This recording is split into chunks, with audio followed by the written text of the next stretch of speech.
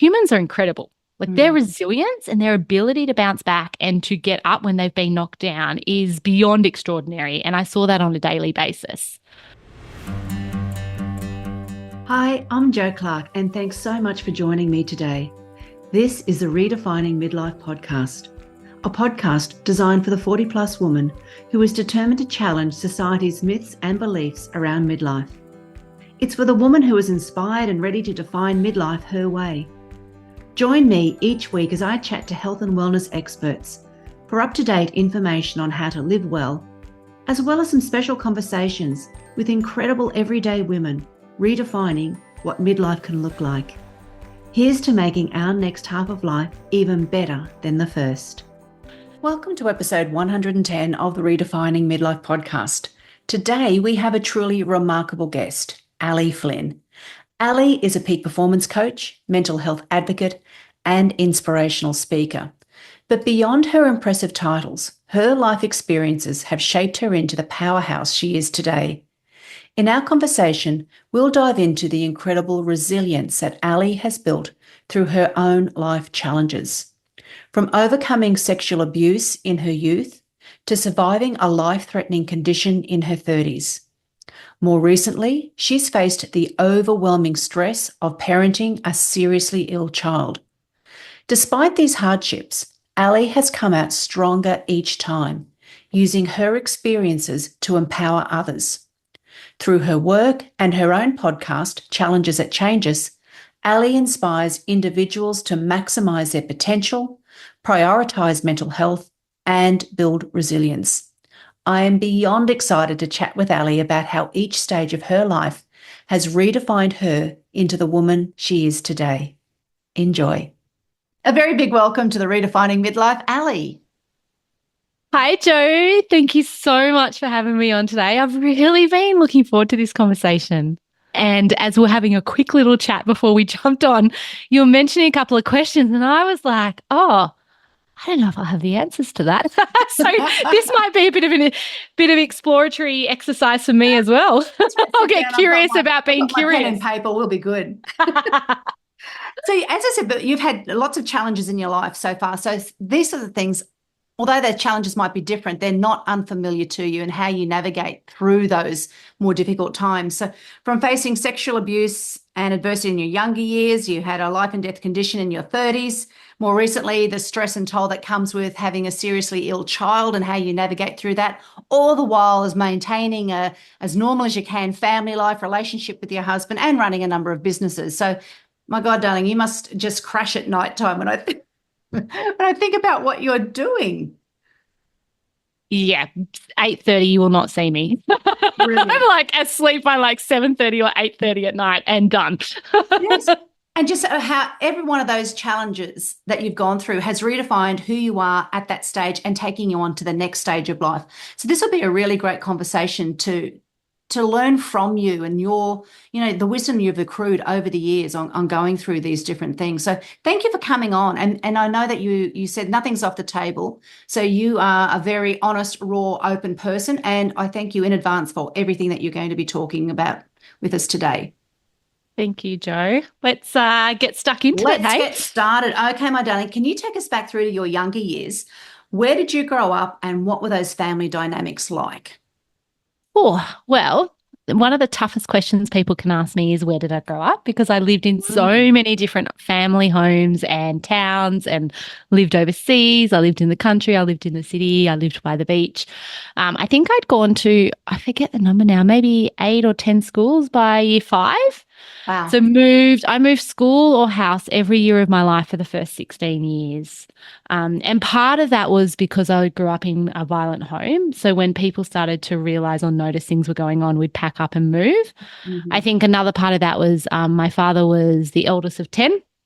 And so this is my own head and my own assumptions. No one's ever said this to me, but I've always wondered whether, every 2 years he had a new sibling come into his family. And I wondered whether that played a role in us not having that stable environment, because every couple of years he got itchy feet and wanted to look for something new or go somewhere else.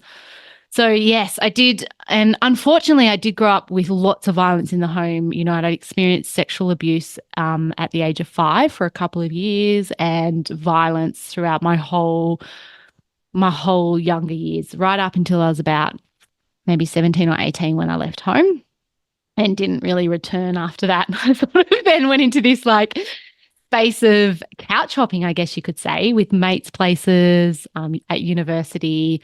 My parents also had like they lived on a yacht for maybe 2 years or a year or 2 years, and I never even saw it. Like I didn't actually ever visually see the yacht or where they lived. So I just kind of couch hopped between all my friends. None of them realized it at the time, but I didn't want to go home. Yeah. So, Ellie, when did you realize, at what age did you realize that your home background wasn't like everybody else's? There's sort of two parts to that. I would say from a very, very young age, I had a sense that what was happening wasn't okay. I don't know if I knew it was normal or not normal. I don't know that I could have put that language around it, but I had this really innate feeling that was like, this is not going to be my life. Like, this is not where I'm meant to be. There's more out there. I just need to find it. And what was happening to me, I had a sense that it was wrong. Whereas other family members didn't have that. And I've learnt that over the years that in their minds, they thought it was normal. Their sense of reality had been so warped that they thought how we were living and the way that we were living was completely normal and it was their fault. Whereas I unfortunately attack outwards. So I was like, no, it's everyone else's fault. Like, Yeah, this is right. not my fault, but how do I get out of here? Like I had Yes. this constant like looking for opportunities for how to get out, how to do more. So during school, one of the things that I really buckled down was getting smarter. I was like, I have this beautiful tool at my fingertips of education. How do I use this to go on to the next thing and the next thing and the next thing? So you always had that because, that coming from a teaching background myself and having worked in a lot of low socioeconomic schools, so many of the children come from adversity. And there are so many children who have got abilities yet don't tap into their abilities to take them as far as they can. How did you realize that was going to be a way out for you? If I really knuckle down, then this can be a way out of the situation that I'm living in. A huge part of it was that I was really fortunate to go to private schools, and that was what was quite unique about my situation. There were nights that I slept in a schoolyard, those little tunnels Yeah. in the play equipment that I'd sleep in there. Where I lived, it snowed, so it was pretty cold. I'd be barefoot. I would just I had nowhere else that I could go to be safe, but that was the safest space I had. But then I'd go to school and I was at a private school. So they knew nothing. Teachers, friends, no one in my world knew what was going on. So when I rocked up to school, they expected more from me. Mm-hmm. They had dreams and hopes beyond what I could ever imagine. And I was like, well, if these guys think I can, well, I can. So let's do it. So I was surrounded by phenomenal role models. I was quite sporty, so that got me involved in teams and some really good coaches and lots of, I guess, achievements along the way that was like, oh, if I can do this, maybe I can do that. Right. What age were you when you were talking about sleeping in the school grounds? How old were you at that stage? I first remember running away from home when I was about 5 and 6, and then it just got worse through my teenage years. Like I definitely, between probably ages 5 to 16, I would run away quite regularly. Either to the woolshed, to a friend's house, down and sleep in the school. Once I had my license, I'd sleep in my car. I'd just leave and then go sleep in my car and then return the next day when things were a bit safer. Gotcha. And did you have siblings as well? I know you have a brother. Were there many, were they escaping similar to you, or what was their way of coping? Oh, the interesting thing for me growing up is that my memories are very jaded and blurred. The feelings are quite strong and I can still feel it in my body, but I can't necessarily, like when you ask a question like that, I'm like, what did they do? It's almost feels like there's this blank space up until I was about 25. So I really have to think about memories. And then when I do think about memories, simple things like going to the movies or going on holidays, it's like, did that really happen? It's like maybe that's where that sense of reality got so warped that I actually question everything that I do remember as a child. Yeah. So, Lee, did you have somebody in the family that you could rely on when things were really hard and tough for you? Yeah, my mum, she was absolutely beautiful. She loved me unconditionally. And she used to say that. I remember she used to say things like, it wouldn't matter what you do in this world, I will still love you.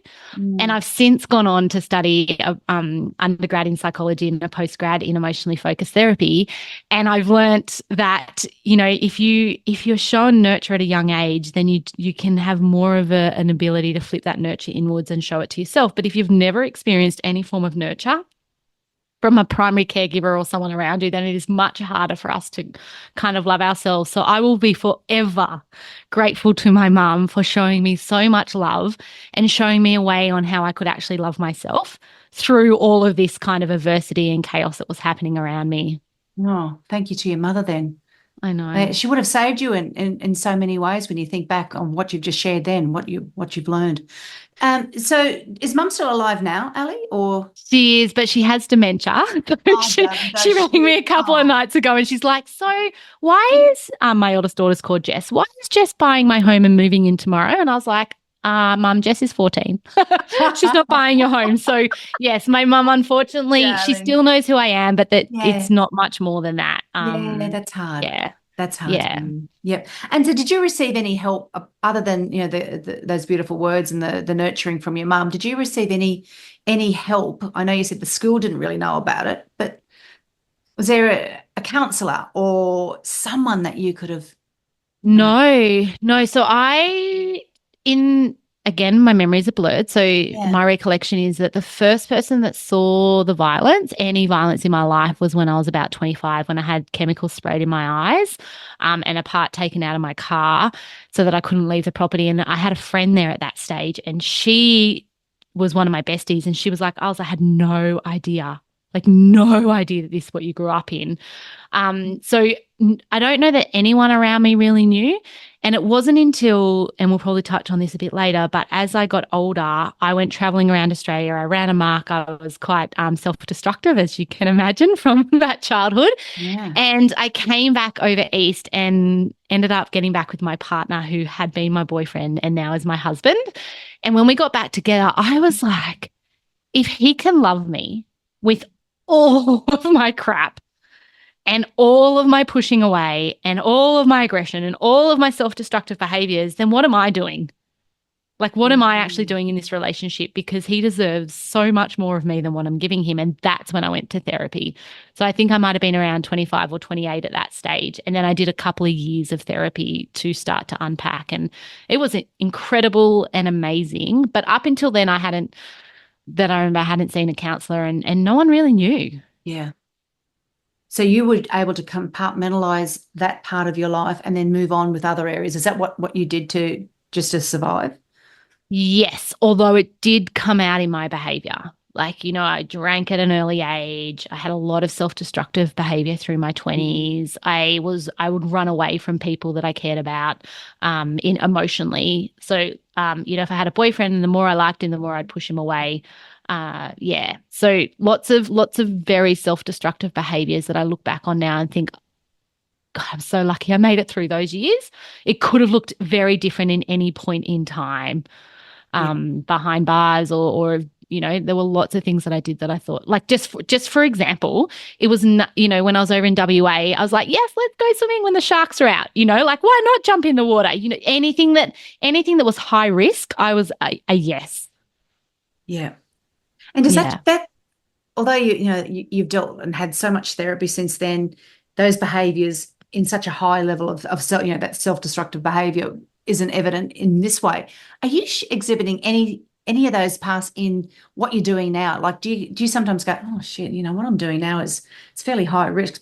The ordinary person wouldn't do this, but because I've got those I behaviors. don't think so. Other people around me might say different in the sense that Yeah. I run a couple of companies and that, like, I'm quite happy to take a risk in my businesses. But I think now that I've become a mum and I feel very settled with my husband and my kids, I'm quite protective, if not too protective, of that space. I'm Mm. like this. I've worked really, really hard to get to where I'm at, and we have the most incredible family unit and beautiful friends, and his family is beautiful, and we are settled and we are safe, and I'm quite protective over that space. Like my husband often says to me, why don't we go and I can do some locum work? And I'm like, nope.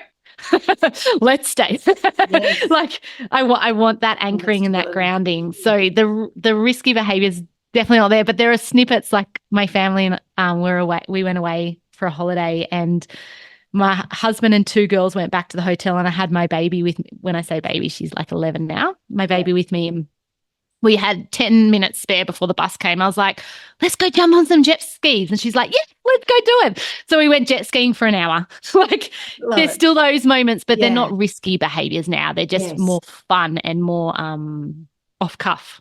Yeah. Oh, it was probably, I wasn't wording it correctly because I'm just looking at that, the fact that you have created successful businesses and a number of them. And I'm just wondering, is that you're not risk averse into taking risk in that scene, obviously, because not everyone has, the personality or the ability to grow something from nothing to it. And you are successful in what you do. So I'm wondering if the risk averse behaviors is showing up maybe in that area.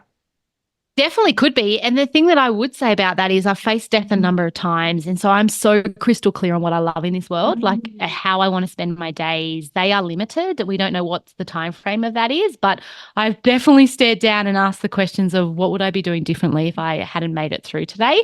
And so the businesses play into that because I love business and I love people and I love chaos and I love challenge and I love connection. So when you put all of that together, businesses make sense. It does for you. Yeah, absolutely. That's why I love talking to you, because I love to learn from, how people work and where their experiences and what the experiences have taught them so that they can, create things in different ways in this stage of life and beyond. So yeah, it's amazing. I don't, yeah, I'm loving our conversation so far.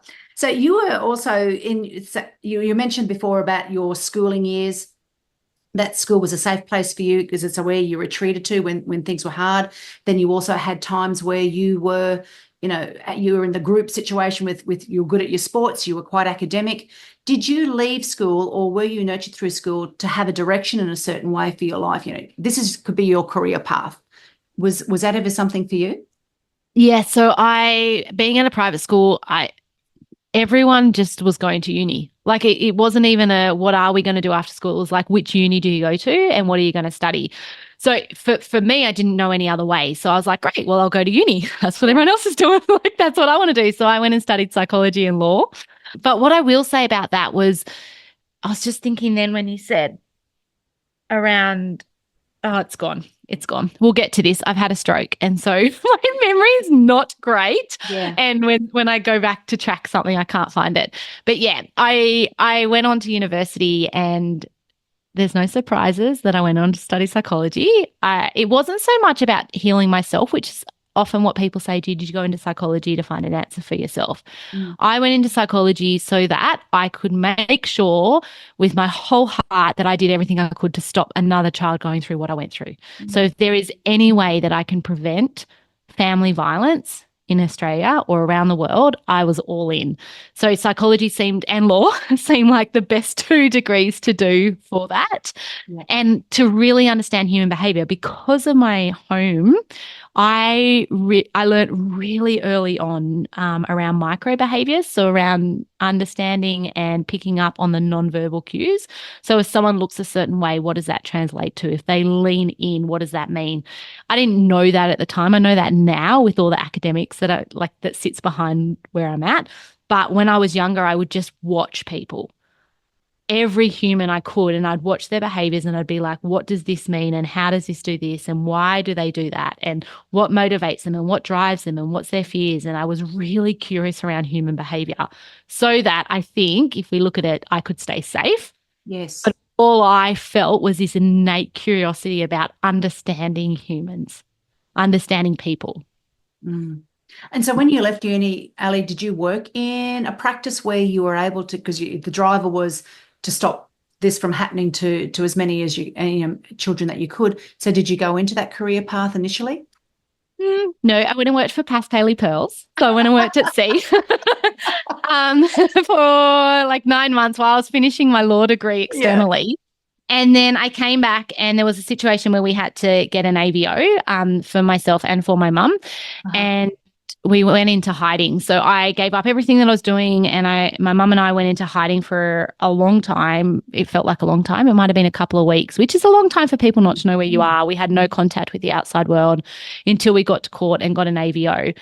And once that AVO happened, then I helped mum. We set up, we got a new house.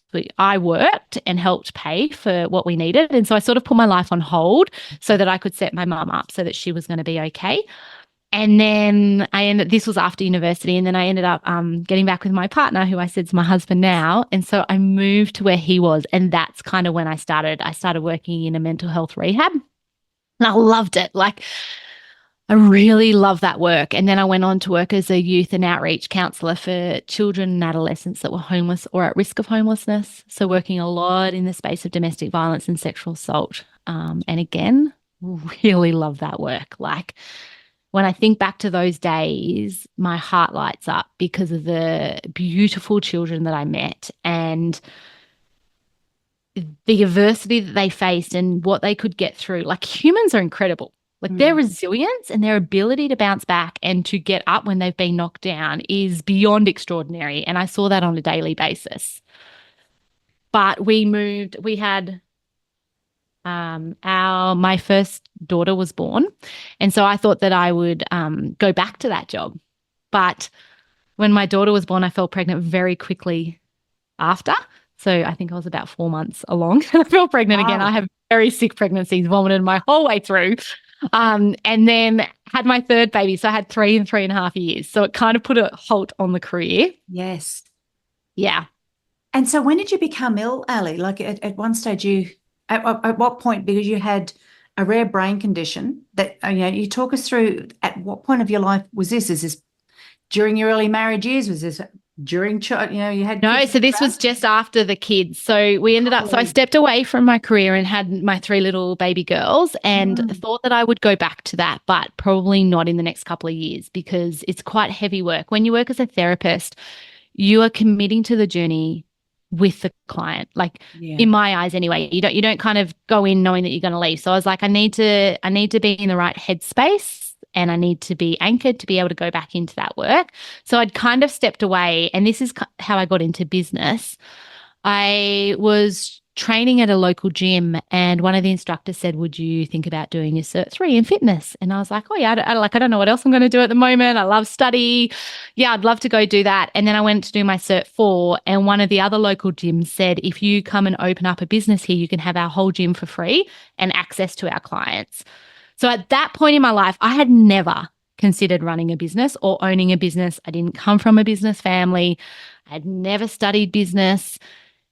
And I rang the one person I knew that was like a superhuman in business. And we sat down on my couch and I was like, here's an opportunity that's in front of me. I don't know what it means, but like, what should I do? And he said, look, it's really low risk, high reward.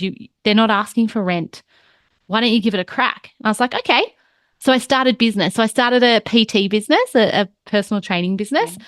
And I don't know the exact dates, but I think it was about 6 weeks later, I was getting ready to run a boot camp and I'd gone upstairs to our upstairs bathroom and I screamed out to my husband so loud that he knew my life was in danger. I had a headache on my left and pins and needles down my right. And straight away I thought, I'm in deep shit. My life is absolutely on the brink here. I think I'm having a stroke. He came up to the bathroom. He's got a medical background. He's a sonographer, radiographer, and worked in the hospital. His first thought was she's having a stroke. But so closely next to that was he's a 30-year-old, 32 I think I was at the time, mother of 3 young children. All my 3 kids were under 3.5. Wow. And I was super fit. Like, I was running a fitness business. So I was probably the fittest I'd ever been in my life. So stroke and super fit often don't go together at 32. Yeah. But he put me in the car. He got the 3 kids. And I remember him driving to the hospital and I was thinking, look, this is my last memory was I was looking at the speedo going, he's going to kill us because he was going so fast. Like, I've never seen the car go that fast. So he knew in that moment that something was seriously wrong. And by the time I got to hospital, I couldn't recognize my mom or his work colleagues that were there talking to me. and I lost my vision in top 2 quadrants. I'd lost my short-term memory. I got flown to Sydney to RPA, and they realized that I had a couple of strokes as a result of this, at the time, rare brain condition. I don't know if it's still rare now in Australia, but at the time it was, called reversible vasoconstriction syndrome.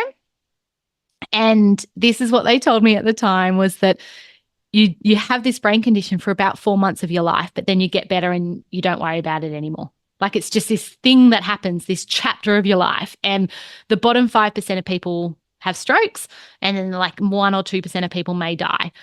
So I was in that bottom 5%. Oh, yeah. And I spent months in hospital, like had trouble reading and writing because of my short-term memory. I still had babies, right? Like little tiny humans to look after. So when I came home from the hospital, they had a rotating roster to make sure I wasn't left in the house on my own. I had signs that said, don't walk out. You have 3 children in the house. You know, I had all my past memory, but I just hadn't. If you've seen the movie 50 First Dates, that was me. Like, I just couldn't work out if I'd had undies on, or if I'd eaten that day, or if I'd had a shower, or I'd turn the pasta on and then walk away and go out and prune the roses. We found my little baby on the main road a couple of times because I'd just leave the door open, forgetting that I had children in the house.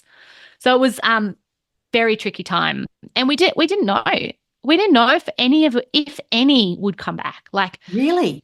Yeah, eyesight, they say, is the hardest. Short-term memory, like, I still feel like my short-term memory is crappy.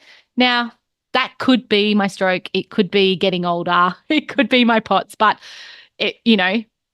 I still feel like my memory is not what it used to be, or will ever be what it used to be from that. So something that triggered that, because you said that, it might only last. The brain condition, reversible vaso. So that condition the stroke was a result of that condition. So I had vasoconstrictions in my brain, which caused, so once they got me to Sydney, they had me on medication. At least this is how I understand it, had me on medication to keep it open so that the blood could keep getting to the site. So there wasn't any more damage done.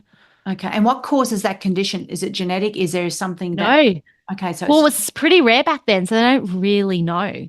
There is a question mark over it now as to whether my new chronic condition, which is called POTS, postural orthostatic tachycardia syndrome, I've got a connective tissue that sits above that, and potentially there may be, in a far stretch, a link between that connective tissue and my stroke. And my daughter, who lost her hearing for a period of time, there could be some linkages, but we're not sure yet. We're still sort of looking into that, and time will tell. In the next 10, 20 years of research, they'll be like, oh, this is why X, Y, and Z happened. But right now, our family has a lot of medical conditions, and there isn't a link between them all. Gotcha. Okay, so now that we're on this trajectory of health conditions, so you've had that one, and then you've also got POTS. Is that correct? Okay, so explain what that is and what is the outcome what for happened? you. Yeah, what happened there, and where it's going to take you, and because I've got no idea about this at all. So teach me. Well, it sort of leads on from, I guess, the stroke and my recovery. So when I was in ICU, I made a decision, and I have no idea why, but I was in a hospital bed and I was like, I know I'm going to be over my stroke when I am a triathlete. Now, to put this in context, I had never done an ocean swim in my life. Like, I might have gone in and like played in the ocean like we all do, but I had never done like a 1 or 2K ocean swim. I'd never ridden a bike on the road, and I'd run 5Ks maybe only a few months earlier. But for some reason in that hospital bed, I decided that my recovery was going to be becoming a triathlete. This is when I also couldn't stand on one leg, right? So my husband just laughed it off and was like, whatever. I was like, no, this is a thing. This is a thing. So that led me on to, there's some funny stories in here. We probably don't have time to go into them today. I will just give you one. We were on a family holiday in Port Macquarie. I was still in recovery, maybe a year afterwards. And I said to my husband on the drive home, can we just stop off at this bike shop? If I'm going to be a triathlete, I need to buy a bike. And he being a researcher and a bit more considered than me, was like, can we go back to our hometown, Armidale, and talk to the bike shop and do some research? And I was like, no, I've done my research. I met a lady down the street while we were on holidays, and she told me this is the bike shop, and I should go in and say that I met her and they'll give me a bike. And he was rolling his eyes. Anyway, 2.5 hours later, 3 kids under like 5 in a bike shop. I had a bike. I had some nicks, which is the pants that you wear. I had something to put on the back of the car because we had to get the bike home. And I'd bought what they call a trainer, a stationary trainer, to put the bike on because I was too scared to ride on the road. So I'd bought this trainer that went in our kitchen so I could learn to ride inside the kitchen before I'd get out. 2 years after my stroke, I did my first triathlon in Coffs Harbour, an Olympic triathlon. So I don't know the distance, maybe 1.5K swim, a 40K bike ride, and maybe a 10K run. And then from there, I went on to do half irons. So that's a much bigger event. Yes. Oh, my God. You are one determined woman. Yeah, well, it was part of my recovery, right? I was like, it was something that I could focus on that allowed me to achieve that at a time in my life where things could have looked like they were falling apart. I was able to wake up every morning with an intention, with action, be able to tick the boxes and feel like, because of what my history had told me in my life, is that if you can do well in one area of your life, you can transfer it across to other areas. So I knew that if I could just focus on one area, it would start to expand outwards by nature. Like that barrier condition would grow. And if I could focus on fitness, which is something I like that was going to improve my lifestyle and my well-being, then maybe it would seep into my brain for my intelligence. And then maybe that would morph into my relationships. And so I just got really focused on one thing. And so the half irons, which is about, it's a 2K swim, a 90K bike ride, and a 21K run. So I did a couple of those. And my last one that I did was 3.5 years ago. And it was a really tough time around that event. My daughter had lost her hearing. My other daughter has a kidney disease, so she was incredibly unwell. At the time, we thought we were going to lose her. My mum had been diagnosed with dementia.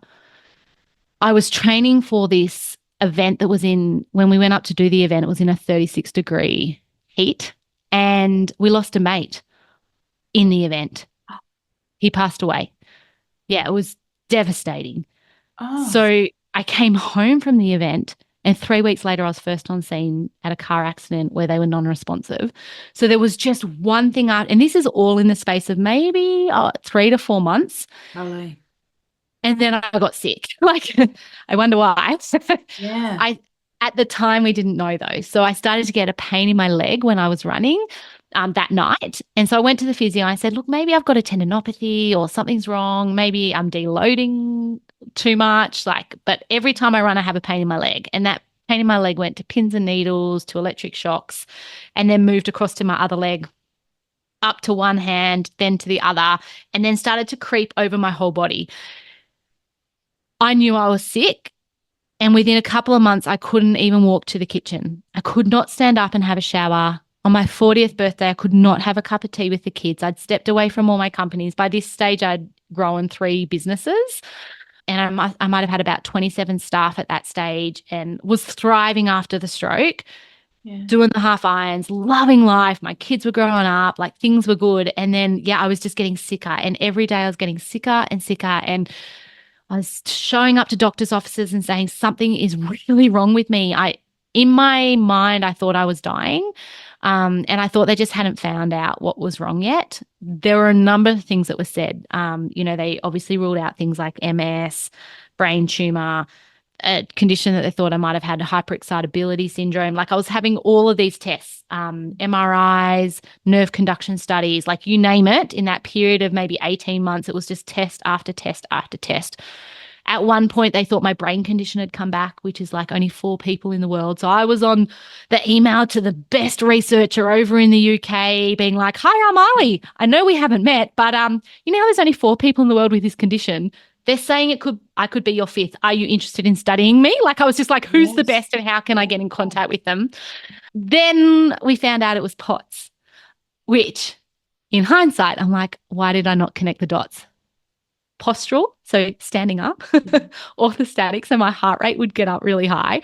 So when I was lying down, I still was very fatigued and sick because I was in a flare-up, but I couldn't stand and I couldn't run and I couldn't walk because my heart rate was going so high and my autonomic system wasn't functioning the way that we need it to.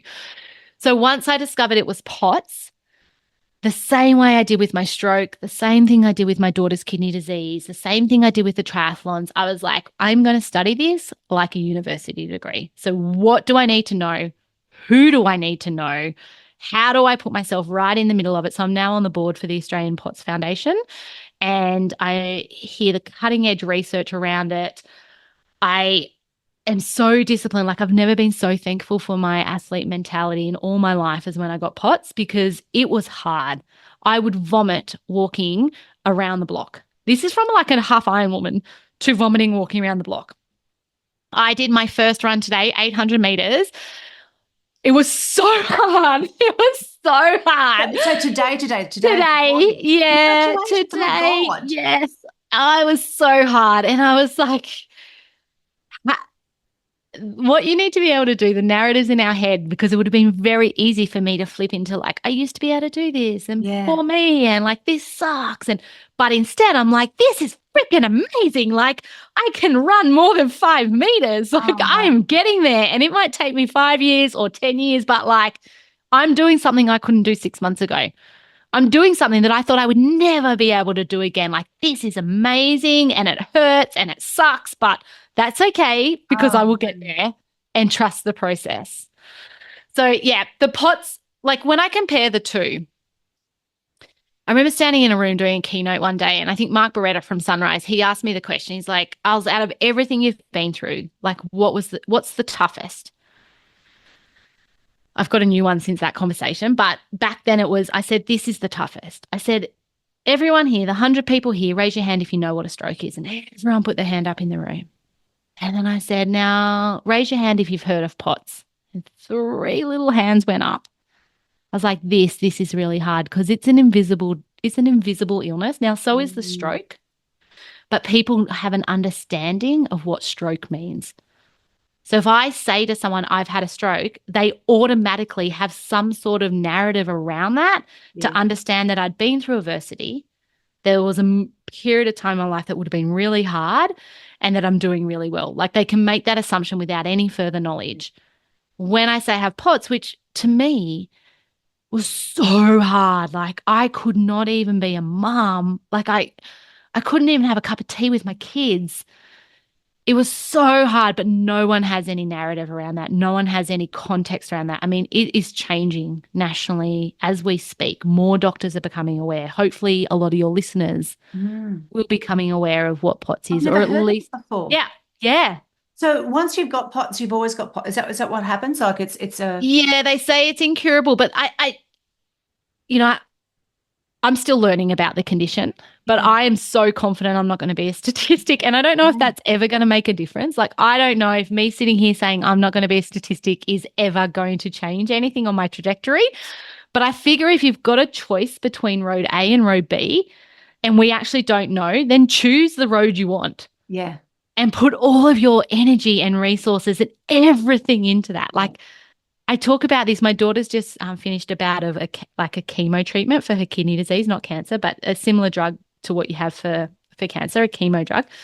And they're saying now that, hopefully she'll be in remission. And I said to my whole family, like, we don't know.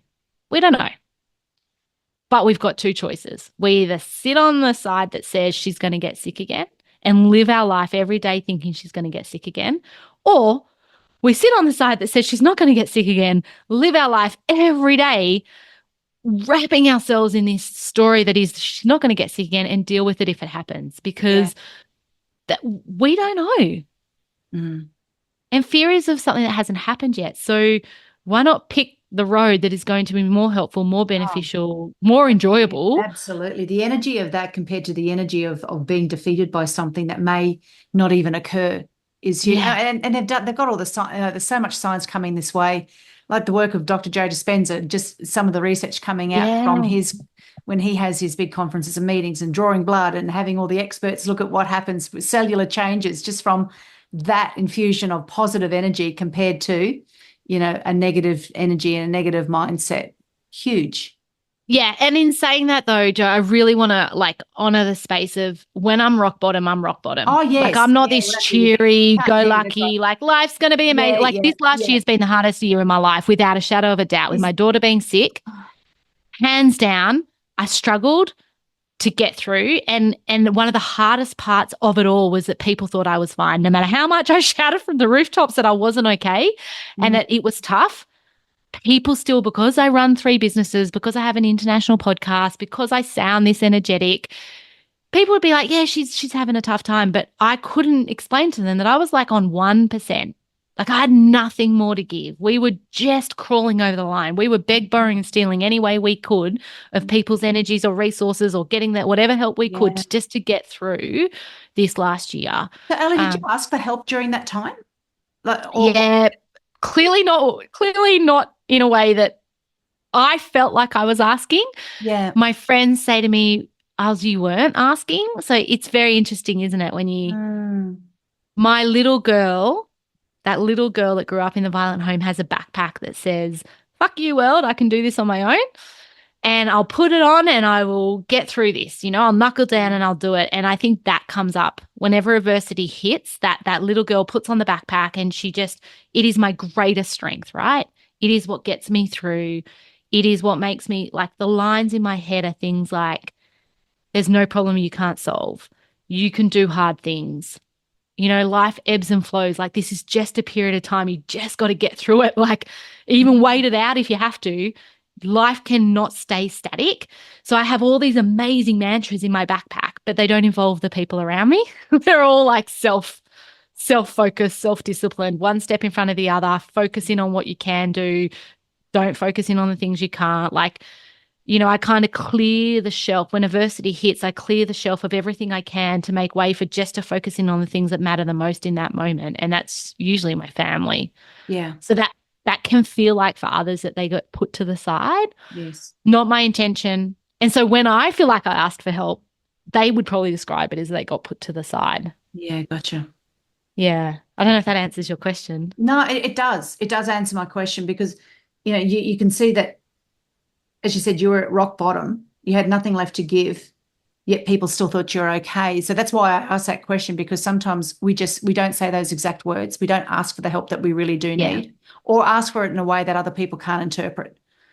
And we so often look at other people's lives over the fence, right? So if you looked at my life over the fence, I was still doing Lifeline. On paper, it looks great. Yeah. Yeah. I was volunteering 4 hours a week, a fortnight. I was running a couple of companies. I was still, being a mum. I was like doing all of this stuff. But that was the stuff that enabled me to keep my head above water. I wasn't thriving. I was keeping my head up. I was surviving, and the head was just bobbing there. And that stuff allowed me to, my Lifeline, my volunteer work allowed me to be others focused so that I wasn't so self-focused. Yes. So it played a role in the recovery and that getting through. But to others, they would be like, well, you're giving 4 hours to Lifeline. Why are you not giving an hour to me for coffee? Yeah. It's tricky. Yeah, it is tricky. It is tricky. So with your pots, you will always have pots. You learn to manage. So. You think so? You will learn to manage it in different ways. Yeah. So is it that, like, was there something that was a catalyst for the disease onset? Like, is it a autoimmune condition? Is it? So mine, I definitely feel like mine was the stress. Like, if you look at those 4 months. From those triathlons and from everything else. I feel like the way I describe it is I had a ship and there were a couple of holes in it and the holes just got too big and the water sunk the ship. Had I not had any more holes put in my bucket, I might have been able to keep going. But I just had so many. Now, often for many people, POTS is a result of a virus. So COVID, we've seen it in long COVID. That's all right. Things like Lyme disease. I don't know. They don't know exactly what caused mine, but I definitely feel like my body shut down. It was like, I describe my stroke like they took my mind, and I describe POTS like it felt like they took my body. So they're very different experiences, both challenging in their own right. And like when you think about resilience and you think about how do we, the things that help propel us into the next chapter, when I had my stroke, going back to that, they took my mind, I was doing everything for recovery, right? Like I would wake up in the mornings and I'd set my intention, do the small things. Do the things that make a difference, and that might just be standing on one leg while you clean your teeth. Yep, whatever it was, whatever they gave me that was like, do this thing 100 times, I would do it 105. Be like, right, yes, I will. I remember the doctor saying at one stage, like, you got to stop trying so hard. And I was like, you may not be the right doctor for me, because this is the one thing that's going to get me up and out of here is my determination and my grit and my will to survive. And I have 3 kids to get home to. That's Why it. would I not do 105%? If everyone else is doing 100 and they're here for 6 months, why would I not do 105 and hope that I'm here for 3? Mm. But I didn't really see huge gains in my recovery until this night that I was sitting at the kitchen table and I broke down. I literally sobbed, like, you know, that sob that you that wail that you feel is just you're out in the bush and the whole world can hear you. And it was when I realized that that little girl with the backpack, I had had this mantra my whole life. You can touch my body. You can hurt me. It makes me cry when I think about it. You can hurt me, but you can't touch my mind. Mm. Which is why I got smarter at school, right? Which is why I went on to have multiple degrees, why I kept studying. The stroke felt like it took my mind. And so once I realized that core belief that I'd had that had served me so well my whole life, Yeah. but actually wasn't serving me now in a time of recovery where I actually had to show compassion and kindness and be like, they haven't taken your mind. Yes. You've just had this injury and look at the evidence. Like, we know the brain is an incredible mechanism. We barely know enough about it, but neurons can be formed. So get your brain to learn how to do that in another part of the brain. Like, there's phenomenal stories out there about how people have recovered. So once I discovered that core belief that I'd written for myself and lived true to my whole life, that, you know, you can touch me, you can hurt me, but you can't touch my mind. Once I realized that was holding me back, my recovery sped up tenfold. Is that right? Tenfold. Because I wasn't so invested in this like subconscious message that I'd been telling myself. Yeah. It was incredible. Who was your support team, Ali? Because, I mean, that's a lot. Young children, you're unwell, husband, businesses. Like, where did you begin? Like, that a huge responsibility for your husband to be there for you, for the kids, to keep the home, like to keep normalize everything as much as possible when things clearly weren't normal. Can we just do a shout out to my husband? Look, can you all just take a moment and about him? And I thought I don't want to take away from your story, but holy hell, what an incredible partner you have. Yeah. If you think about what he's stood beside me through my trauma and my, anyone that has experienced sexual abuse or sexual assault would know that there's a challenge there, right? Like, things can trigger, you know, there's so many things that can happen in that space. So he has stood beside me through all my therapy. He has loved me exactly how I am, unconditionally, consistently. Stroke, 3 young kids. He didn't know if I was ever going to get better. POTS. Like, I was down and out for 11 months. I couldn't stand up, and he had to take the fort again. Like, he is a phenomenal human, and he was before all of this, but now it's just, we are so fortunate because our relationship is so strong, because we are so respectful and we understand that our experiences were different, but both were hard in their own right. Yeah. Like, he often talks about when something happens to someone, he's like, can you just check on the carer? Because he's seen it from that lens and he's looking through the world with those eyes. And so what support? I live in a country town. I always say if something like this happens, yes, the rehab's not great, but the community support is phenomenal. We had meals delivered for months. They did up a roster and people would jump on. Like, it was incredible. We had people there helping. Like, when I was in hospital, a group of girlfriends went over to my house to tidy it all up and bought me all these boxes to sort everything out. Like, I'm really chaotically messy. So it was the tidiest my house has ever been in my life. Was when all the girls went over and tidied it. But we just had the most incredible support. My clients at my businesses, they have ridden this road with me multiple times, with my daughter that's been sick, with my POTS. They're incredible, the community we have here. But what I will say, separate to the community, because not everyone is fortunate enough to have that, was when adversity hits, it's a really nice time to, if you think you're playing tennis, you need to have an honest conversation that you're now playing football. Like, you're no longer playing tennis and you need to re-look at the landscape. So who's your coach? Who are your players? What skills do you need? Like, it's a completely different game that you're playing. And so I also ask the question of who's around my table and are they the right people for right now? Yeah. So Yeah. have I got the people that have the information that I need? You know, when I said I study at like a uni degree, Mm. like who are the people that are the most knowledgeable in the world, not just in my town, who knows this stuff inside out, back to front, flip it any what way, and how do I find out more from them? Who's my cheerleaders? You know, who's going to cheer me on every step of the way as I do this recovery or I'm in this adversity? Who's your wise friend? Who's your, and it may not be your best friend or your partner or the person that you spend the most time with in that point in time. And that's okay. It doesn't mean that you're not going to revisit that. But when adversity hits, you really need to stare down. Have I got the people around me that I need around me as my well-being board? You know how companies have boards? Yeah.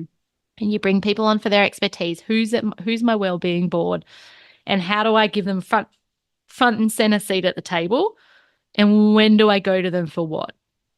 The fragility of life is something that you have seen firsthand and experienced personally, a couple of times now, and just through the stories that you've told us, and we would only be hearing a fraction, I understand, of what you've actually gone through. So at this same time, you also, Ali, had your daughter who was seriously unwell.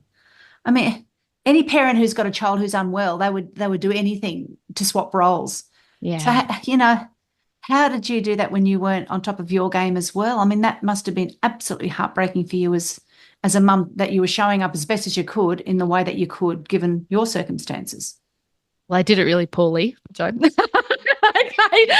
But I can say I did it the best that I could with what I had at the moment. But would I wish that I could do it differently? Absolutely. Would I parent differently if we didn't have all this adversity? Oh God, Absolutely. every single one of us, if we were honest, could say that. Oh. You'd do things differently, but give yourself some grace. Jesus. I'm pretty sure my youngest daughter has never done homework. She's going into year 6 next year, and she is at a private school. So there is, it just doesn't matter for us.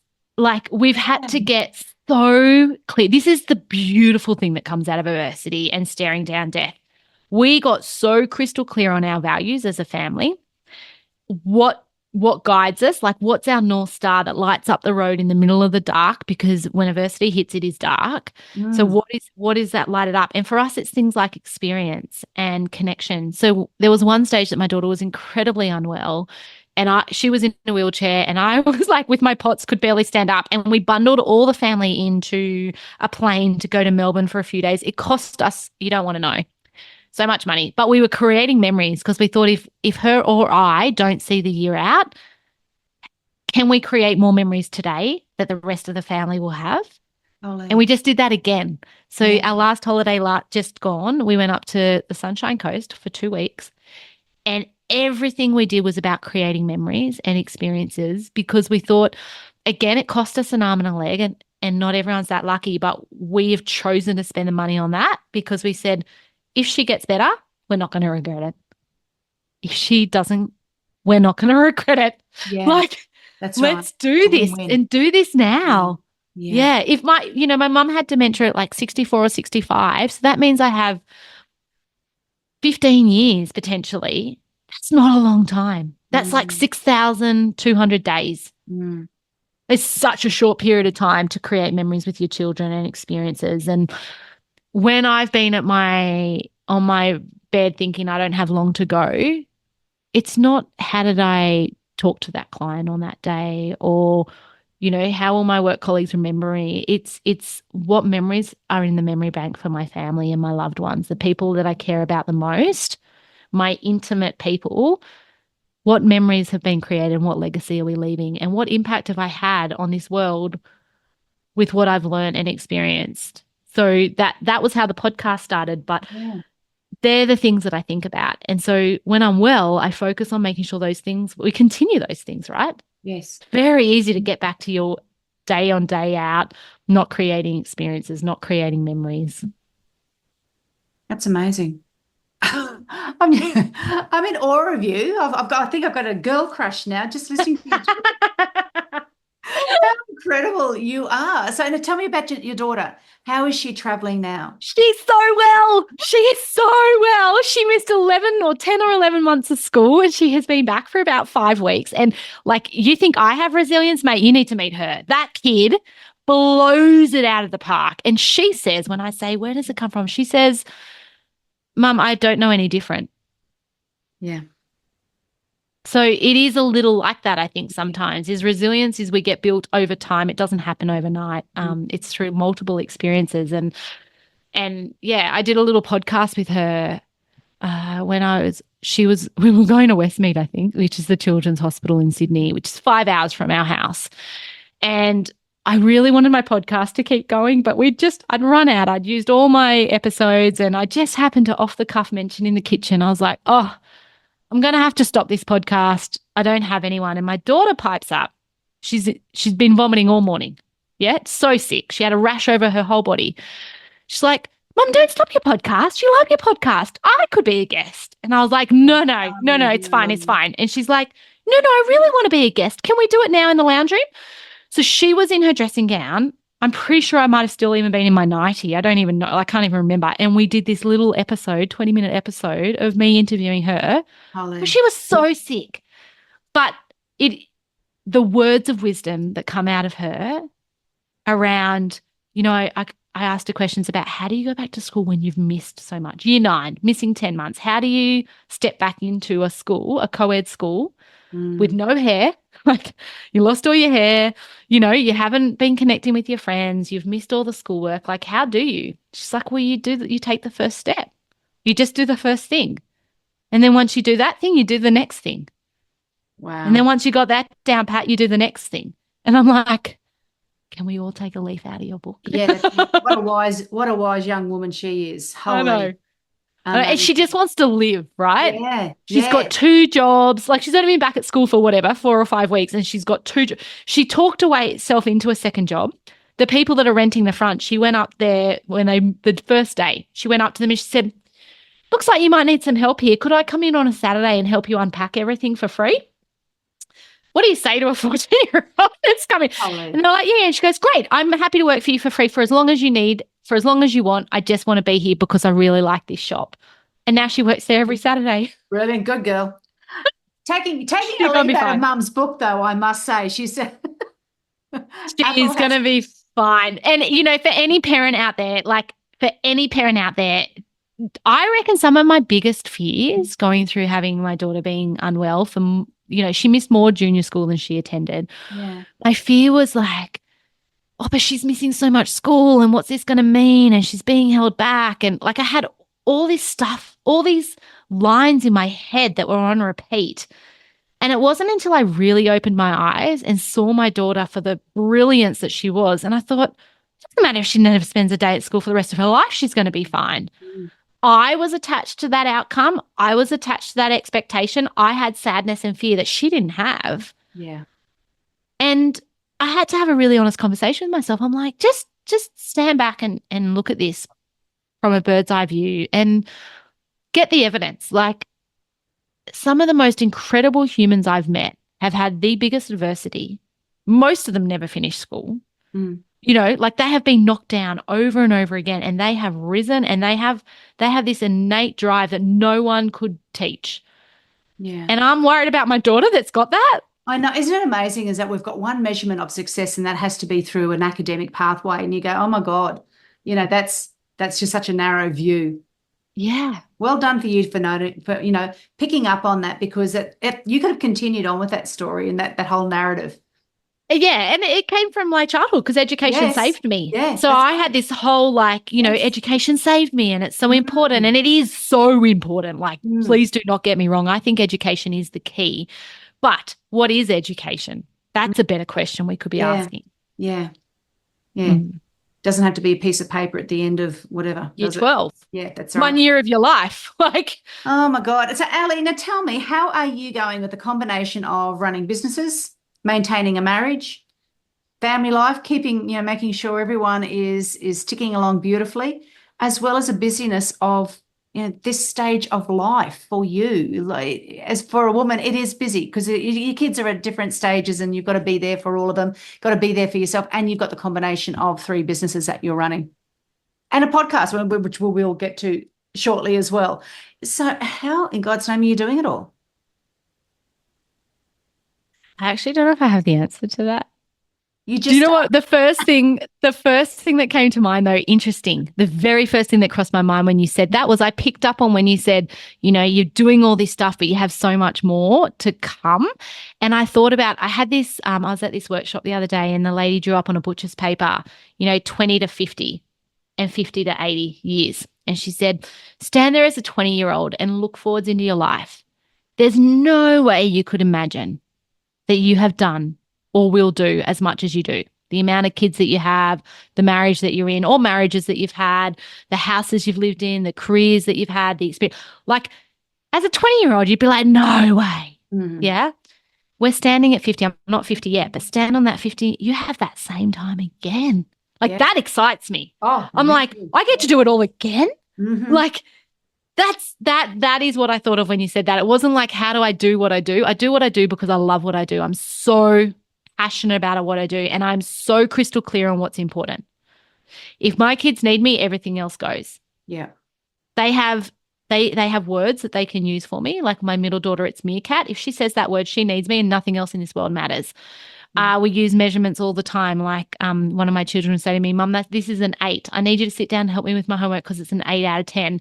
Because to me, I'm thinking it doesn't matter about homework, but to her, it's important. So if she says that 8, then I sit down with her and I give her that time. So my priorities are so crystal clear. But outside of that, I have so much fun. And my fun is business. Yeah. And my fun is the podcast. And my fun is being chaotic and having challenge.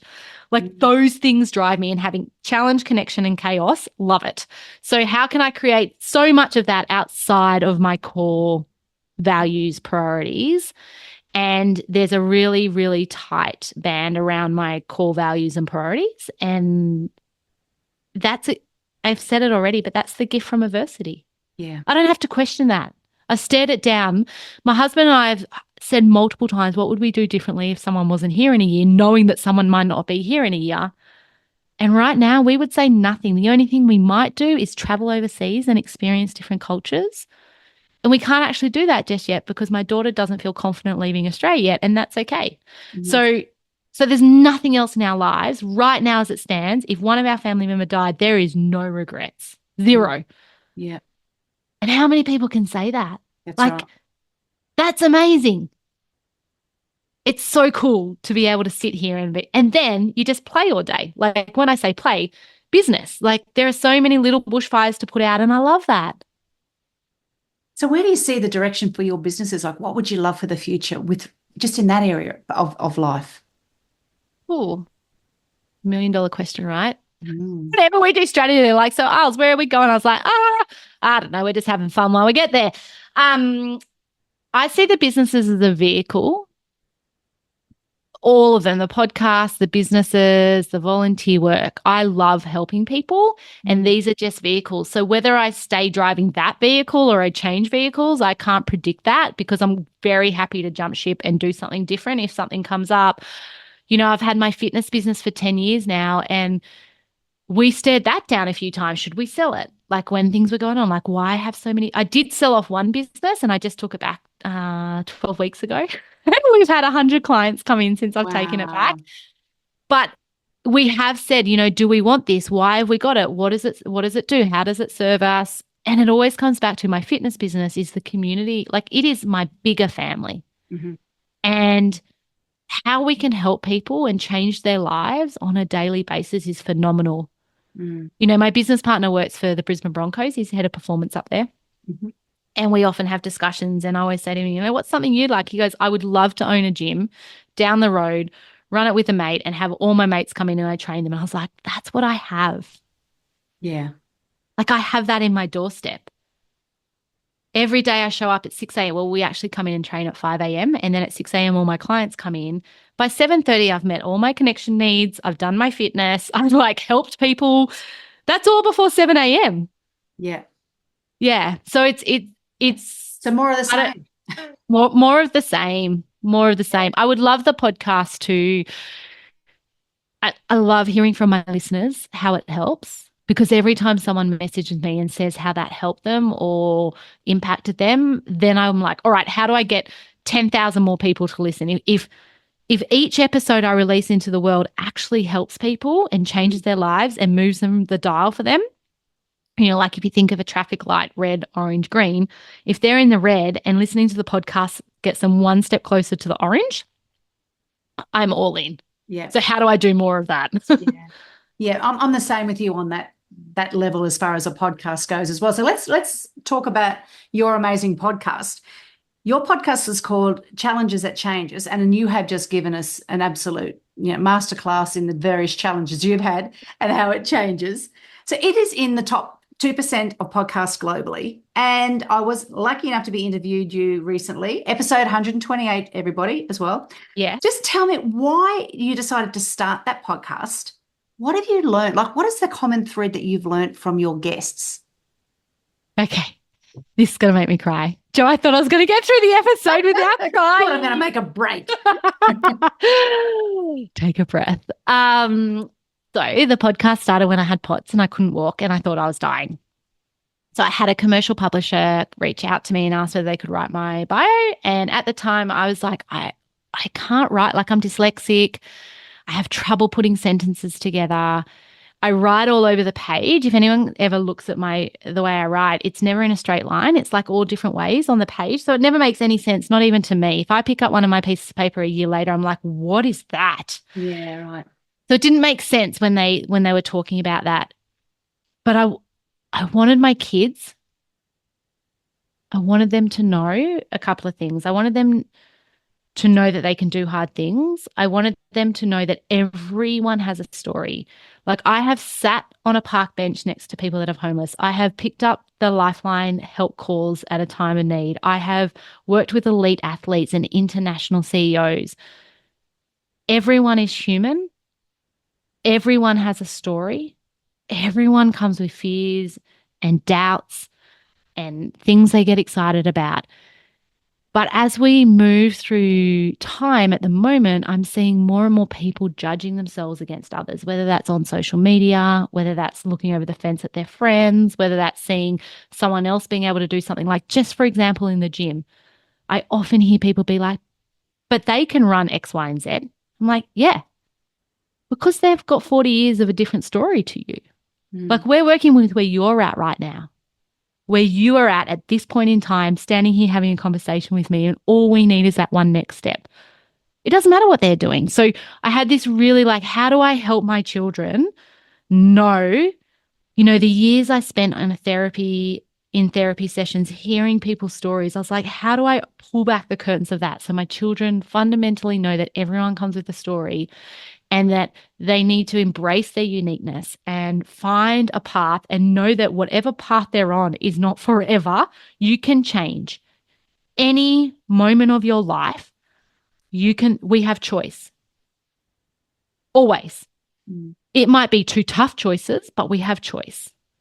And that we choose the attitude that we show up for in the moment for ourselves and for our loved ones and for our life. So how do I do that? And so I learned a skill in when I work and coach people around, if you don't know what your passion is and you don't know, like if you're thinking of a career change and you're not sure what, go out and ask 10 people around you what you're good at. Yeah. And just get some feedback from people around you.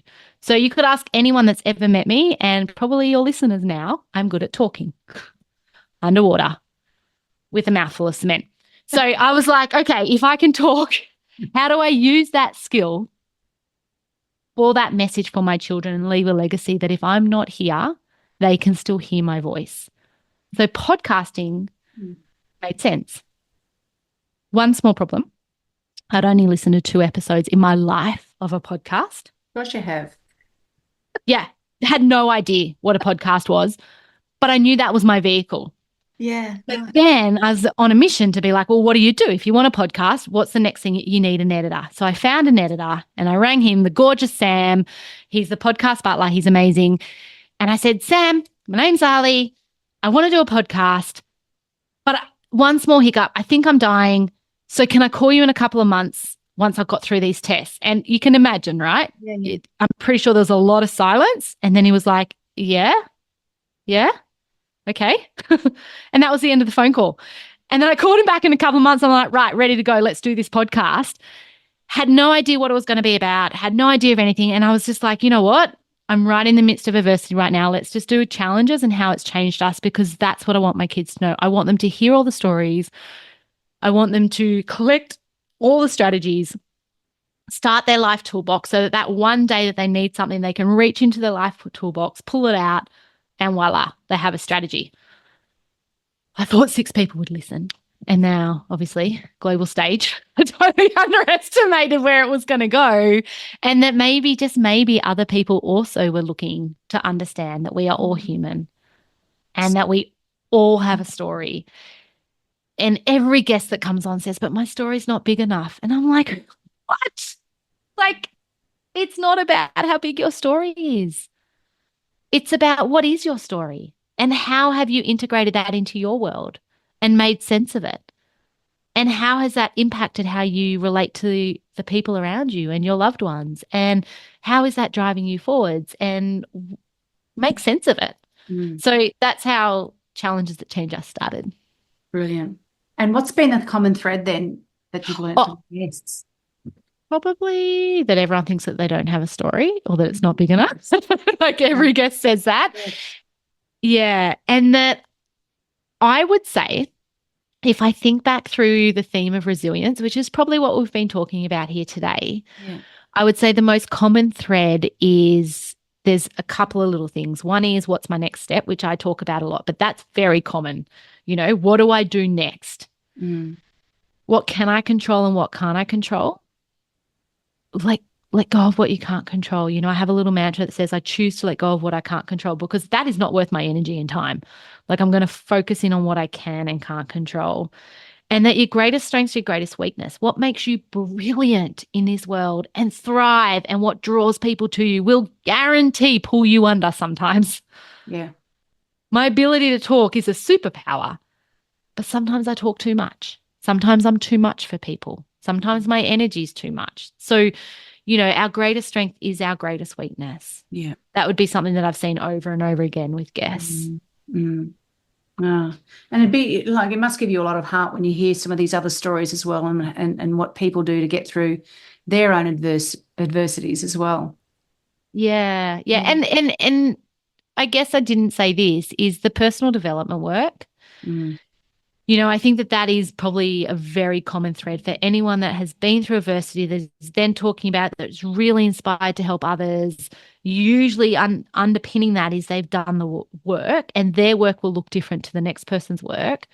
But there's been a self-discovery process. There's been an understanding of their emotions and how they react, and their narratives in their head, and their core beliefs, and their inner critic, and what are their strengths, and, you know, all the personal development stuff. Like, there is some real power in starting to understand what makes you tick and how you can leverage that, or when you need to show compassion and kindness. Yes. Now, it all comes down to choices, because a number of times that you've spoken and you've said the word choice, I'm choosing, and I think probably in your podcast, it's where the guests are also doing that at different points of their life, and from what they've learned, how they're going to go and choose going forward. So, you know, for this, you know, we've been talking about really big life adversities, but how you're choosing to think about things, what you're choosing to do next, so I'm just hearing those words quite a bit while we've been talking. You can get bitter or you can get better. Yeah, that's it. Sometimes there's a fork in the road, and you've got to pick. It's a vow. Yeah. It's just a vow. Yeah. So before we go on, just for our final wrap-up questions then, Ali, and I'm going to include all the links so people can find you in the show notes, but can you just tell people, if they're listening, how they can find you right now? Challenges That Change Us. Because you all listen to podcasts. I would really love to invite you all into my community as well. Beautiful. Or on LinkedIn, Ali Flynn, ALIFLYNN, and Facebook's also Ali Flynn. I'm not great on socials, everyone. It's not when I say I know my priorities, social media doesn't cut the mustard. So I actually never scroll. Which is, I know, quite rare in this world, but I go on and I post my stuff and I don't scroll because it's not worth my time. Brilliant. That's time away from my kids. And I just don't, it doesn't deserve my time. So I'm not great with socials, but you can find me there. And sometimes the DMs, I forget where to find them. So LinkedIn I'm much better with, and challenges that change us. Come into the community and I will definitely get to know you. Brilliant. So I really, the different episodes are fabulous that I've listened to so far, Ali. So I really encourage people to find your potty and follow along with it each week. Thank you. You're Thank you, welcome. Joe. So, Ali, what are some of your dreams for the future? That we were around to tell the story. Oh, yes. Yes, that Beautiful. we are, that health, I've forgotten the actual line, but something is like, health is a crown that only people that are ill can see. Mm. That's not the right sentence, but that's what I remember about it is that, I think when you've got a chronic illness or you've got someone in the family with a chronic illness and you're a carer, all you do is see all these healthy people and you're like, oh, when I used to be able to, or if only I could. Yeah, If you talk to people as they get older, that they would swap out all the wealth in the world for health. absolutely. So that would be my wish. And that's what we've just put in a pool for that reason, because it will create memories, give us experience and keep us healthy because we're moving. So health would be number one, and connection. Just keep meeting awesome humans like you, Joe. And, there's never too many people in my world. Like, I love meeting people and hearing about what's gotten them to where they are today. So that keep opening my world up to people. Yeah. Oh, that sounds like a Yeah. beautiful way to have your future as well. Who are Yeah. your role models currently that you really aspire to look up to, or they may even be mentors? I definitely say my children. Ah, I know it goes the other way, but that's truth because yeah. I look at my youngest and she has such a great sense of humor and she doesn't care what people think, and she is barefoot wherever she can be and she's up a tree whenever she can be and she loves wholeheartedly. And I think I want more of that fun, more of that love, more of that, like, it doesn't matter what people think. Mm, And my middle child is so dedicated. Like, she just does it. And I think, wow, you are so disciplined and dedicated. When you've got your mind on something, you can just do it. So I look at her and she's also very considered, which I'm not. And so I admire that so much in her. And my eldest is so freaking resilient. Like, I don't know that anyone will ever surpass what I've seen her go through and the resilience that she's had to show, and her sisters to stand beside her through all of that and for them to walk their own mile with having a sick older sister.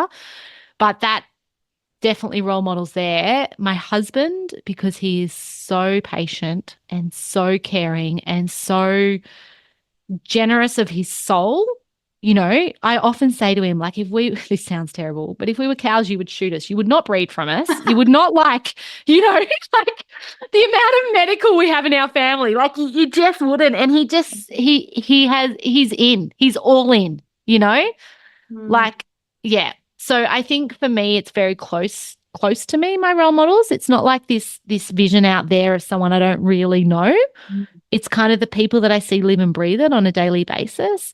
My mum with dementia, she lives on her own and she's a weapon. Like, she does not know if she's Arthur or Martha, but she can get to Coles every single day and buy the same stuff, but doesn't matter. Buy some stuff, get home.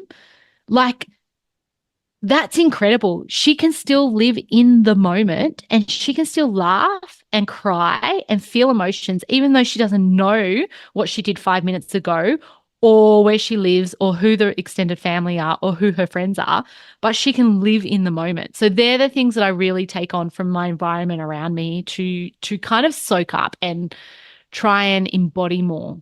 yeah. Beautiful answer. Beautiful answer. I'm looking forward to what you're going to say for our final wrap-up question then.